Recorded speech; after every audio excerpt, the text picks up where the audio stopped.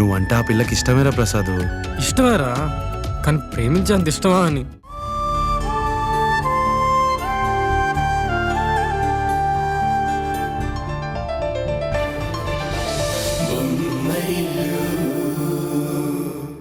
వద్దు షా, ఒకవేళ చందమామ లేకపోతే?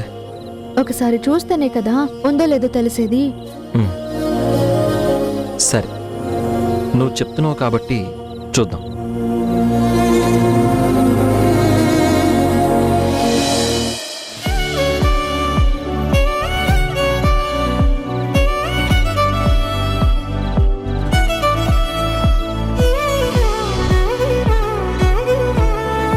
చందమామ ముందు షా,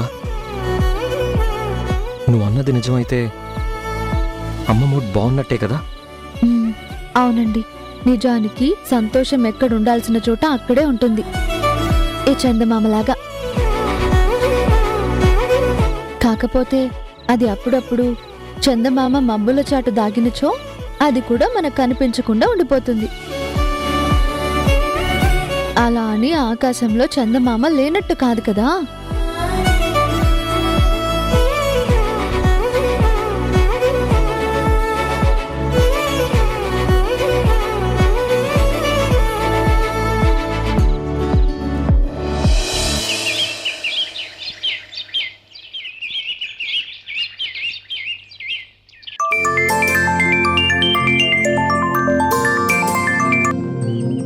చెప్పు కిరణ్మయి. ఏమండి, మీకు గుడ్ న్యూస్. ఏంటది? మన ఫ్యాక్టరీ మీద రైడ్ జరగట్లేదు. ప్రాబ్లం ఇంకా సాల్వ్ అయిపోయినట్టే. That's great. ఒకవేళ రేడింగ్ జరుగుంటే మార్కెట్లో మన రెప్యుటేషన్ తగ్గేది, సొసైటీలో మనం తలెత్తుకోలేకపోయేవాళ్ళం. ఇప్పుడు వాటన్నిటి నుండి మనం బయటపడ్డట్టే. కంగ్రాచులేషన్స్.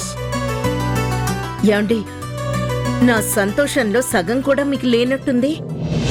నేను సాధించింది మీకు నచ్చలేదా, లేకపోతే ఇదంతా నా వల్ల ఎలా అయిందని అనుమానపడుతున్నారా?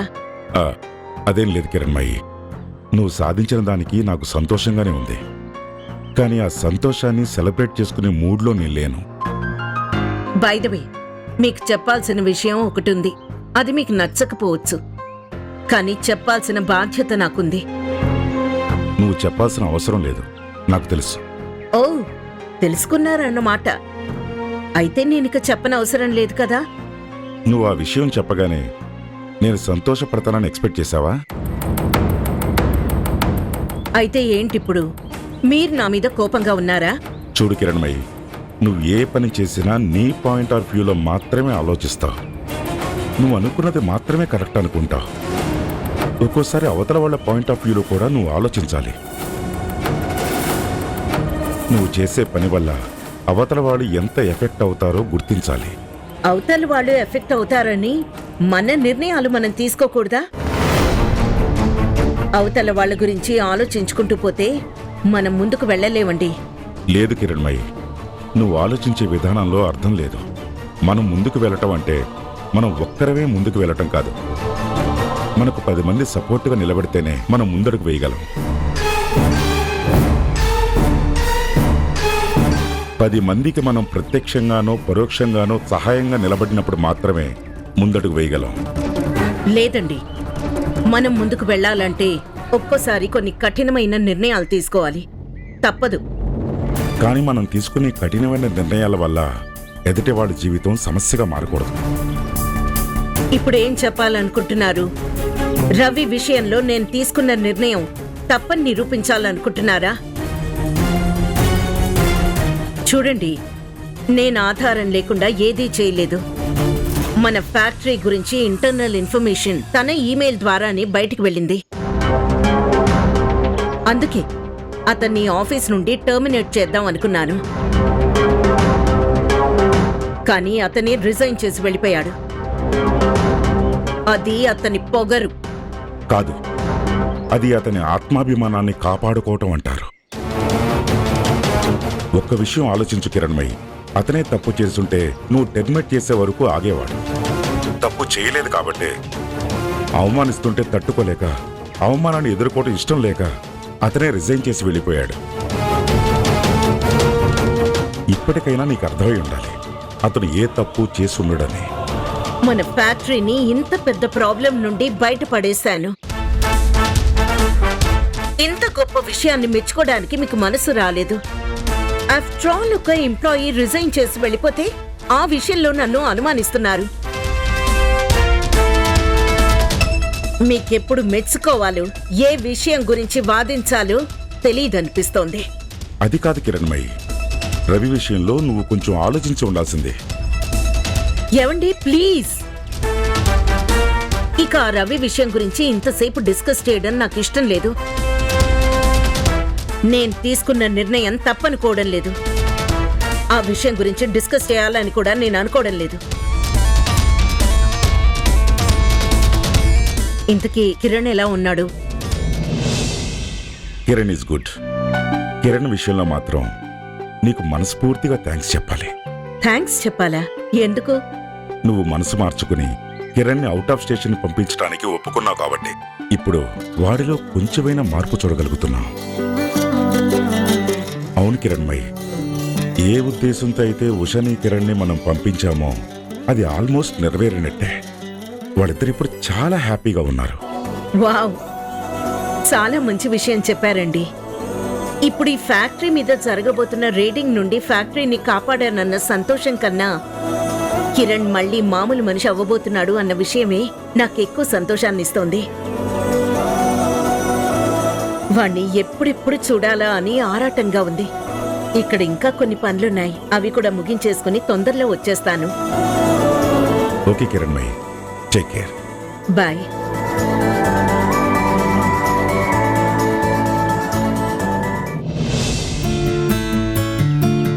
అవునా? నిజమా? నేను నమ్మలేకపోతున్నాను. నేను ఇప్పుడే బయలుదేరుతున్నాను. ఇంకో 30 minutes లో అక్కడ ఉంటాను. సరేనా? బాయ్.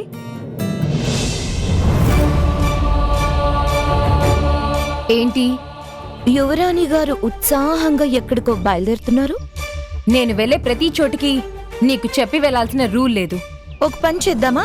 నీకు రూల్సే కావాలంటే రేపటి నుంచి ఒక రూల్స్ బోర్డు తయారు చేసి నీ రూమ్ బయట పెడతాను. ఓకేనా? అంత వెటకారం అవసరం లేదు. నేను ఎక్కడికి వెళ్తున్నానో అడిగే అధికారం నీకు లేదు. ఈ ఇంటి పెద్ద కోడలుగా నిన్ను అడిగే హక్కుంది, ఆపే అధికారము ఉంది. అంత సీన్ లేదు. ఇది నా ఇల్లు. ఇక్కడ నన్నెవ్వరూ కంట్రోల్ చేయలేరు.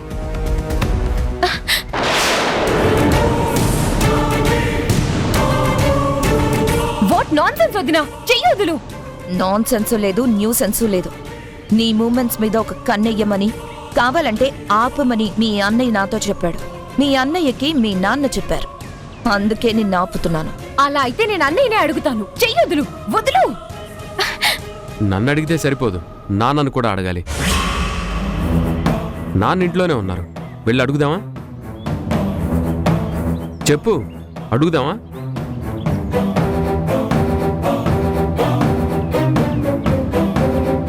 ఇంకా అడగడం ఆలోచించడం ఎందుకు సంజయ్? నేరుగా మావయ్యకి వెళ్ళి చెప్తే సరిపోతుంది. అప్పుడు మావయ్య అత్తయ్యకి చెప్తారు. అప్పుడు అత్తయ్య గారు రేణుకి కావలసినంత ఫ్రీడమ్ ఇస్తారు. చెప్పు రేణు, నువ్వు నీకు ఇష్టం వచ్చిన నిర్ణయాలన్నీ తీసుకుంటూ ఉంటే మేం కూడా మేము ఉండే పద్ధతి కాస్త మార్చాల్సి వస్తుంది. నీకు పెట్టిన హద్దులు కొంచెం పెంచాల్సి ఉంటుంది. ఏ, మా పెద్దరికాన్ని మేం కూడా చూపించమంటావా? ఇంకా ఆలోచిస్తావేంటి సంజయ్? విషయం అత్తయ్య దగ్గరకు వెళ్ళిందంటే అమ్మాయి గారి కార్లు షికార్లు కట్టవడమే కాదు, కాలేజ్లు కంబైన్ స్టడీస్లు కూడా బంద్ అయిపోతాయి. అయినా నేను ఇప్పుడు ఏం చేశానని నాకు ఇన్ని రెస్ట్రిక్షన్స్ పెడుతున్నారు? ఇవి రెస్ట్రిక్షన్స్ కాదు, నీ గురించి మేము తీసుకునే జాగ్రత్తలు. నేను చిన్న పిల్లని కాదన్నయ్యా. ఏది మంచో ఏది చెడో నేను ఆలోచించుకోగలను. ఆలోచించగలను అనే మాటలోనే అవివేకం ఉంది రేణు.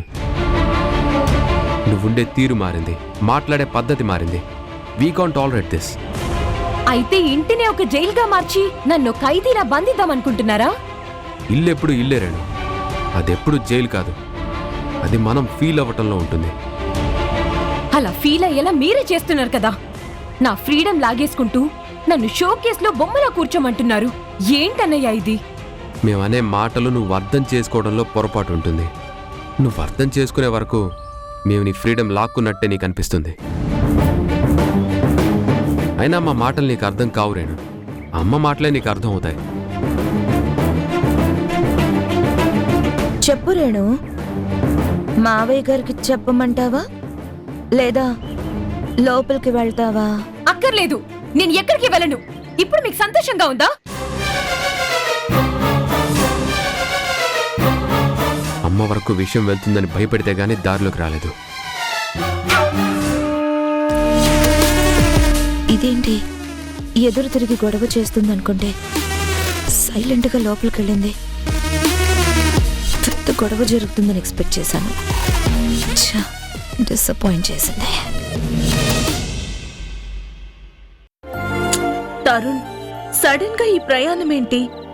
ఇంకొన్నాళ్ళు ఇక్కడే ఉంటే ఎంత బాగుండేది. ఇంకొన్నాళ్ళు ఉండాలని నాకు కూడా ఉంది. ఇంతలోనే డీజీపీ నుంచి కాల్ వచ్చింది. వెంటనే వెళ్ళడం తప్పనిసరి. తప్పనిసరని నాకు కూడా అర్థమవుతుంది. కానీ లేక లేక మనం ఇంత దూరం వచ్చాం. మళ్ళీ ఇలాంటి అవకాశం ఎప్పుడొస్తుందో ఏమో. ఏం చేస్తాం హారిక, ఇలాంటి అవకాశాన్ని మిస్ చేసుకోకూడదని, నీతో ఇంకొన్ని రోజులు స్పెండ్ చేయాలని నాకు కూడా ఉంది.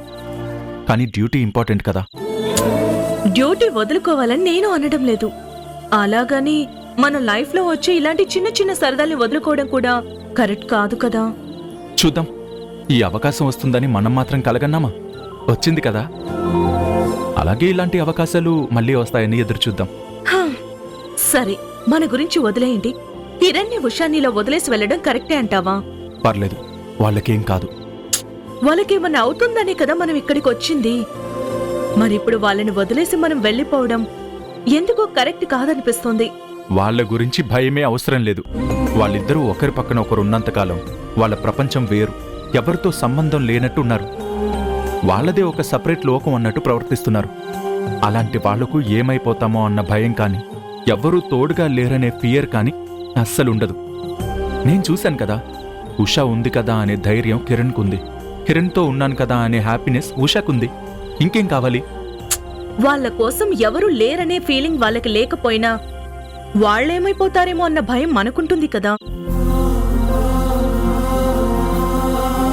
మనందరికీ ఇంత దూరంలో ఉంటారు, ఒంటరిగా ఉంటారు. అలాంటి వాళ్ళకు సడన్ గా ఏదైనా అవసరం వస్తే ఆ టైంలో మనం లేకపోతే? వాళ్ళు ఒంటరిగా లేరు, ఒకరితో ఒకరున్నారు, ఒకరి కోసం ఒకరున్నారు. వాళ్ళిద్దరూ ఒక్కటిగా ఉన్నంతకాలం వాళ్ళనెవ్వరూ ఏమీ చేయలేరు. కానీ తరుణ్, హారిక, నీకు వాళ్ళ మీద కన్సర్న్ ఉంది. అలాగే మనకొచ్చిన ఈ అవకాశాన్ని మిస్ చేసుకోకూడదని ఉందని నాకు అర్థమైంది. నువ్వు అడిగిన దానికి సరే అని అనాలని నాకు అనిపిస్తుంది. కానీ సరే అనలేని పరిస్థితి. మనం వెళ్ళాలి, తప్పదు. నిన్ను డిసప్పాయింట్ చేసినందుకు ఐఎమ్ సారీ.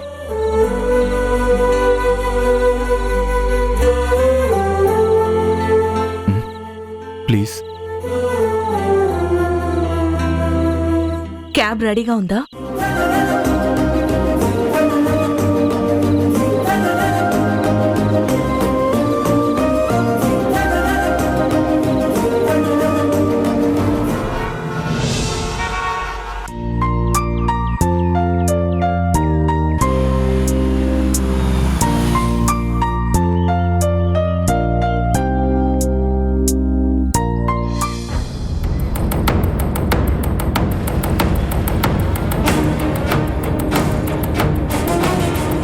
హాయ్ నాన్న.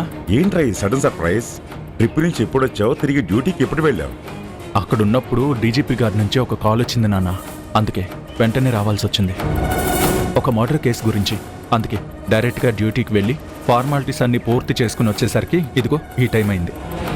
అది సరే, అక్కడ రిసార్ట్లో ఉషా కిరణ్ ఇద్దరే ఉన్నారు. పర్వాలేదా? వాళ్ళకు తోడుకు ఎవరు ఉండాల్సిన అవసరం లేదంటావా? అక్కడ వాళ్ళిద్దరూ చాలా సంతోషంగా ఉన్నారు. ఇబ్బంది అంటే ఏంటో తెలియకుండా ఉన్నారు. అయినా అన్నయ్యకి పంపించిన ఫొటోస్లో మీరు చూసే ఉంటారు కదా. ఫోటోస్ అయితే నేను చూశానురా, సంతోషం కనిపిస్తూనే ఉంది. కానీ కిరణ్ ప్రవర్తన వల్ల ఉషా ఎక్కడ ఇబ్బంది పడుతుందో అని నా భయం, అంతే. మీరలా భయపడాల్సిన అవసరం ఏం లేదు నాన్న. ఉషా కిరణ్ని చాలా మార్చింది. ఇప్పుడు కిరణ్ మాట తీరు మారింది, పద్ధతిలో కూడా మార్పు వచ్చింది. మీకు ఇంకో గుడ్ న్యూస్.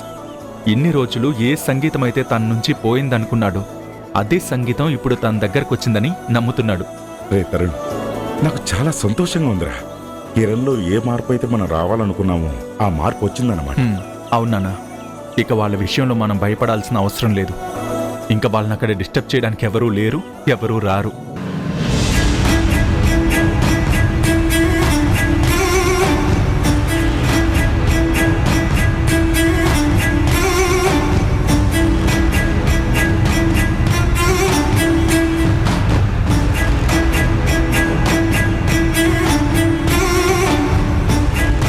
ఉషా సంగతి, కిరణ్ సంగతి సరే, మరి మీ సంగతి ఏంటి? మా సంగతి అంటే నువ్వు హారిక ఎలా గడిపారు? We had a very good time నాన్న. మధ్యలో ఈ అర్జెంట్ వర్క్ పడకపోయి ఉంటే ఉషా కిరణ్తో పాటు మేం కూడా కొంతకాలం అక్కడే ఉండేవాళ్ళం. సరే, ఇందుకీ మీరు చెప్పండి, ఇక్కడ విషయాలేంటి? అంతా బానే ఉందిరా, కానీ ఒక చిన్న అసంతృప్తి. అసంతృప్త? ఎందుకు నాన్న? మన ఫ్యాక్టరీ గురించి ఇంటర్నల్ ఇన్ఫర్మేషన్ తన ఈమెయిల్ ద్వారానే బయటికి వెళ్ళింది. రవి అలాంటి వాడంటే నాకు నమ్మకం కుదరట్లేదు. రవి వల్లే తప్పు జరిగింది అనే సాక్ష్యం కిరణ్మయ్య దగ్గరుంది అంటుంది. ఒక పోలీస్ ఆఫీసర్గా నేను కరెక్టో మీ అమ్మ కరెక్టో నువ్వే తేల్చి చెప్పాలి. షూర్ నాన్న, అక్కడేం జరిగిందో తెలుసుకుంటాను.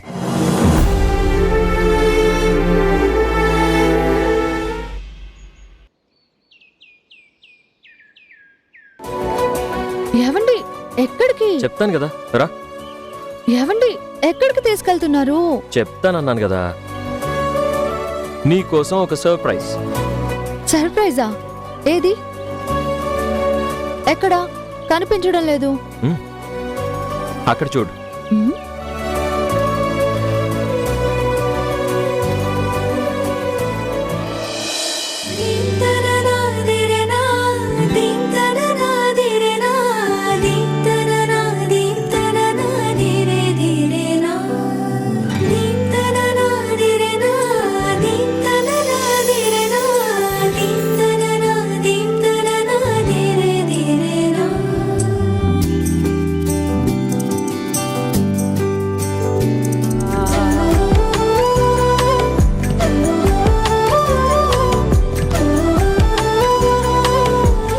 ఏంటిది?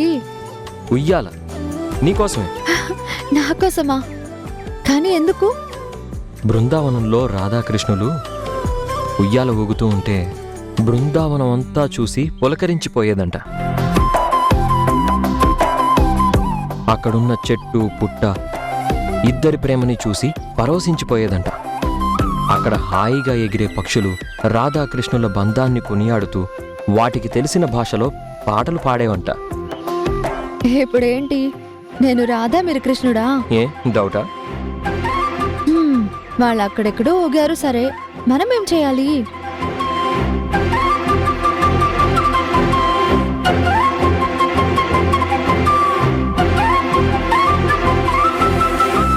మనిద్దరం కూడా కలిసి ఉయ్యాలూగుతాం.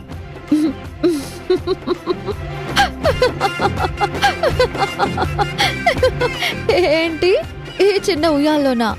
మనిద్దరమా? చాలండి, నన్ను డిసప్పాయింట్ చేయకు. సరే, ఒక కండిషన్. ఇద్దరం కలిసి కాదు, ఒకరి తర్వాత ఒకరు, సరేనా? సరే, కూర్చో.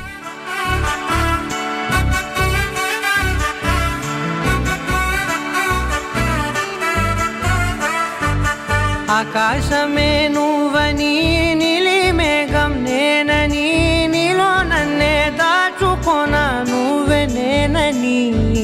చందమామే నువ్వని, వెన్నెలేమో నేనని, నీతో జతై ఉండిపోనా నేనే నువ్వని. కళ్ళేరావి కలలు నీవి, పెదవే నాది, పలుకు నీది, పదం నాది, పరుగు నీది, జన్మాలెన్నా.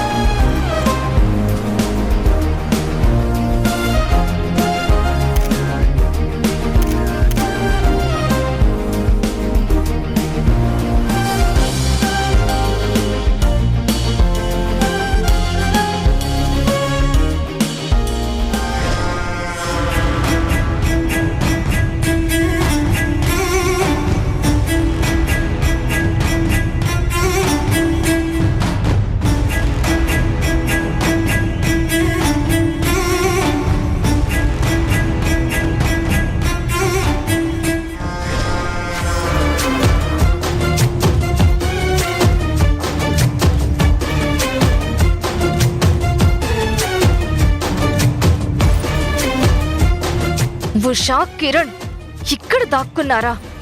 నాకు ఎంత దూరంగా వెళ్ళినా తప్పించుకోలేరని నాకు కన్ఫర్మ్ అయ్యింది.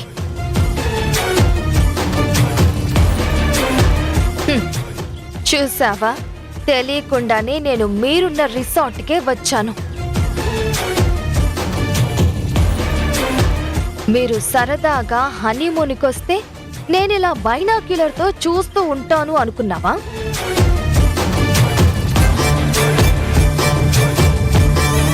ఆ ఉషా సంతోషాన్ని డిస్టర్బ్ చేస్తాను. నిన్ను మళ్ళీ నా బాణ్ణి చేసుకుంటాను. వస్తున్నాను. కిరణ్ ఫోన్ నుంచి మెసేజ్ చేసింది, నన్నిక్కడకు రమ్మంది నువ్వా? పిలిచింది తను కాదు. నేను నిన్ను పరాయి వ్యక్తి అనుకోవడం లేదు.